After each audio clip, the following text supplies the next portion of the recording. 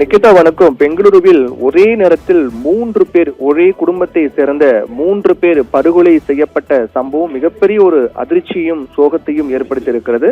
அந்த கொலை சம்பவத்தை விட அந்த கொலைக்கான காரணம் என்ன, கொலை செய்தவர் யார் என்பதுதான் இன்னும் கூடுதல் பரபரப்பையும் அதிர்ச்சியும் ஏற்படுத்தியிருக்கிறது. அதாவது நேற்று இரவு 22ஆம் தேதியான நேற்று இரவு கிழக்கு பெங்களூரின் கேஆர்புரம் காவல் நிலையத்துக்குட்பட்ட சி.கே. ஹள்ளி பகுதியில் இருக்கக்கூடிய ஒரு அடுக்குமாடி குடியிருப்பில் 3 பேர் கொலை செய்யப்பட்டு கிடக்கிறார்கள் என்ற தகவல் அந்த போலீசாருக்கு தெரிவிக்கப்படுகிறது. அந்த பகுதி எல்லைக்குட்பட்ட காவல் நிலையத்து கேஆர்புரம் காவல் நிலையத்துக்கு தெரிவிக்கப்படுகிறது. அந்த தகவலின் அடிப்படையில் போலீசார் அந்த சம்பவத்துக்கு வருகிறார்கள். அந்த சம்பவத்தில் 3 பேர் கொலை செய்யப்பட்டு கிடக்கிறார்கள். அவர்கள் யார் என்பது குறித்து உடனடியாக போலீசார் விசாரணையில் இறங்குகிறார்கள். அந்த விசாரணையில் தெரிய வந்த முதற்கட்ட தகவல், உயிரிழந்தவர்கள் அவருடைய பெயர் சோமசுந்தர், 55 வயதாகின்றது. அவருடைய மனைவி முத்துலட்சுமி 48 வயதாகிறது மற்றும் அவருடைய இளைய மகள் சுப்ரியா 20 வயதாகிறது என இந்த 3 பேரும் ஒரே குடும்பத்தை சேர்ந்தவர்கள். தாய், தந்தை மற்றும் இளைய மகள் என 3 பேரும் கொலை செய்யப்பட்டிருக்கிறார்கள் என்பதை போலீசார் உறுதிப்படுத்துகிறார்கள். சரி, யார் கொலை செய்தார்கள், கொலைக்கான காரணம் என்ன என்பது குறித்து போலீசார் விசாரிக்கிறார்கள். அந்த விசாரணையில் தான் திடுக்கிடும் தகவல் வெளியாகிறது. அதாவது இவருடைய மூத்த மகள், உயிரிழந்த சோமசுந்தர் மற்றும் முத்துலட்சுமிக்கு மூத்த மகள், அவர் பெயர் ஸ்வேதா. இவர் பெங்களூருவில் பணியாற்றி வருகிறார். இவர் அங்கு கென்னத் என்பவர் மீது காதல் கொள்கிறார். இருவரும் காதலிக்கிறார்கள். அப்போது இந்த காதலுக்கு ஸ்வேதாவினுடைய வீட்டில் கடும் எதிர்ப்பு எழுந்திருக்கிறது. ஸ்வேதாவுடைய காதல் விவகாரம் பெற்றோருக்கு தெரிய வந்த நிலையில் வேறு மதத்தை சேர்ந்த இளைஞரை காதலிப்பதற்கு கடும் எதிர்ப்பு தெரிவித்திருக்கிறார்கள் ஸ்வேதாவின் வீட்டில். இதனால் 2 மாதங்களுக்கு முன்புதான் ஸ்வேதா தன்னுடைய காதலன் கென்னத்துடன் சி.கே. ஹள்ளியில் இருக்கக்கூடிய ஒரு அடுக்குமாடி குடியிருப்பில் ஒரே வீட்டில் இருவரும் வசித்து வருகிறார்கள் காதலர்கள். இது ஸ்வேதாவின் பெற்றோருக்கு கடும் கோபத்தை ஏற்படுத்திய நிலையில்தான் ஸ்வேதாவின் வீட்டிற்கு அவரது பெற்றோர் மற்றும் தங்கை ஆகியோர் கடந்த சனிக்கிழமை அன்று சென்றிருக்கிறார்கள்.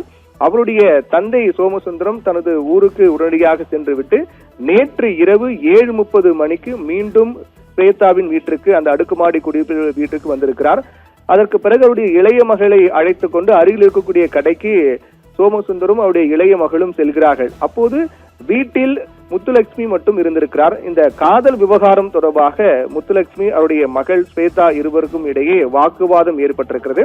அப்போது ஸ்வேதாவின் காதலன் கென்னத்தும் உடன் இருந்திருக்கின்றார். இந்த வாக்குவாதம் ஒரு கட்டத்தில் மோதலாக முற்றிய நிலையில் கைகலப்பாக மாறியிருக்கிறது. அப்போது ஆத்திரமடைந்த ஸ்வேதாவும் அவருடைய காதலன் கென்னத்தும் தன்னுடைய தாய் என்றும் பாராமல் முத்துலட்சுமியை கொலை செய்திருக்கிறார்கள். இந்த சமயத்தில் வீட்டிற்கு வந்த சோமசுந்தரமும் சுப்ரியாவும் இரத்த வெள்ளத்தில் இருக்கக்கூடிய முத்துலட்சுமியை பார்த்து அதிர்ச்சி அடைகிறார்கள். அப்போது அவர்கள் வாக்குவாதம் செய்து அவர்களுக்குள்ளே இந்த சண்டையாக மாறுகிறது. அவர்களையும் ஸ்வேதாவும் அவருடைய காதலனும் சேர்ந்து கொடூரமாக தாக்கியிருக்கிறார்கள். இதில் முத்துலட்சுமி மற்றும் சுப்ரியா ஆகியோர் சம்பவ இடத்திலேயே உயிரிழக்கிறார்கள். சோமசுந்தரம் மருத்துவமனைக்கு அழைத்து சென்ற நிலையில் அவரும் உயிரிழந்திருக்கிறார். உயிருக்கு போராடி கொண்டிருந்த போது ஒரு மருத்துவமனைக்கு அழைத்து சென்றப்பட்டிருக்கிறார். அப்போது அவரும் அங்கு சிகிச்சை பண்ணி உயிரிழந்திருக்கிறார். இப்படியாக தன்னுடைய காதலுக்காக தன்னுடைய தாய், தந்தை, தன்னுடைய சகோதரி என 3 பேரையும் ஸ்வேதாவும் அவருடைய காதலனும் சேர்ந்து மிக கொடூரமாக ஈவு இரக்கம் இல்லாமல் கொலை செய்திருப்பது என்பது மிகப்பெரிய ஒரு அதிர்ச்சி ஏற்படுத்தியிருக்கிறது. ஒரே நேரத்தில் 3 பேர் கொலை செய்யப்பட்ட நிலையில் ஸ்வேதாவினுடைய காதலன் கென்னத்தும் அந்த இடத்திலிருந்து தப்பியோடி தலைமறைவாகிவிட்டார்கள். அதற்கு பிறகு இந்த சம்பவம் குறித்து தகவல் அறிந்து வந்த போலீசார் சம்பவ இடத்திற்கு சென்று தடயங்களை சேகரித்திருக்கிறார்கள். 3 கொலை குறித்து கேஆர்புரம் காவல் நிலையத்தில் வழக்கு பதிவு செய்யப்பட்டு இந்த குற்ற சம்பவத்தில் ஈடுபட்டவர்களை மிக தீவிரமாக அவர்கள் மீது உரிய சட்ட ரீதியாக மிக கடுமையான தண்டனை வாங்கி கொடுப்பதற்கான சட்ட ரீதியான நடவடிக்கை என்பது மேற்கொள்ளப்பட்டு வருகிறது.